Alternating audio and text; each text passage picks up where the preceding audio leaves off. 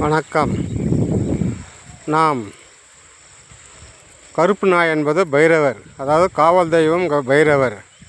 அந்த காவல் தெய்வமான பைரவர் நாய் வடிவில் இருப்பது குடும்பத்துக்கும் காவல், ஊருக்கு காவல். பாருங்கள், ஆடு மாடும் எவ்வளோ காவலை பொறுப்பாக ஆடு மேய்க்கிறான் கருப்பு நாய். அதனால் கருப்பு நாய் வீட்டில் வளர்ப்பது நல்லது. அதேபோல் கருப்பு நாய் கோதுமை ரொட்டி போடுவது, அது உணவு வருவது, இதெல்லாம் சில தோஷங்களும் முன்னோர் பித்ரு தோஷங்களை விளக்கும். கருப்பு நாய் என்பது பைரவர் வடிவம் என்பதால் காவல் புரிவதற்கு சிறந்தது. ஆடு மேய்த்து கொண்டிருக்கிறான்னு பாருங்கள், அந்த பக்கமும் இந்த பக்கம் போகாமல் படுத்து காவல் காத்து கொண்டிருக்கிறான்னு பாருங்கள்.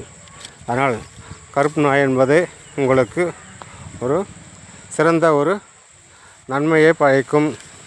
காவல் தெய்வமாக பைரவருக்கு வணங்குவதற்கு சமமாக இருக்கும்.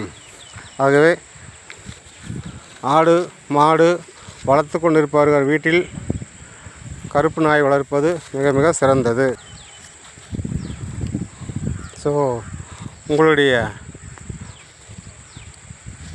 பிரச்சனைகள் தீர்வு எதுவாக இருந்தாலும் கருப்பு நாய் வணங்குவது நல்லது. வாழ்க வளமுடன். நன்றி, வணக்கம்.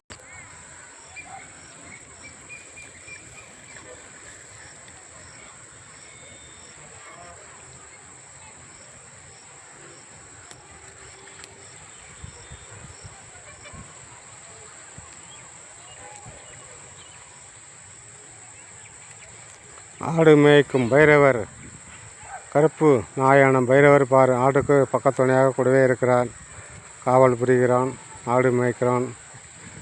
ஆடு மாடு மேய்ப்பவர் வீட்டில் கருப்பு நாய் இருப்பது ஒரு 5 ஆள் இருப்பது சமம். ஒரு கருப்பு நாய் இருப்பது 5 ஆள் இருப்பதுக்கு சமமாக வேலை செய்வோம் கருப்பு நாய். ஆகவே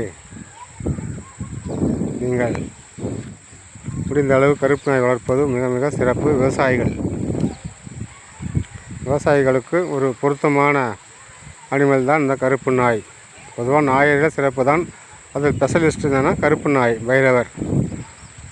அதனால் இதை வளர்ப்பதும் மிக மிக சிறப்பு.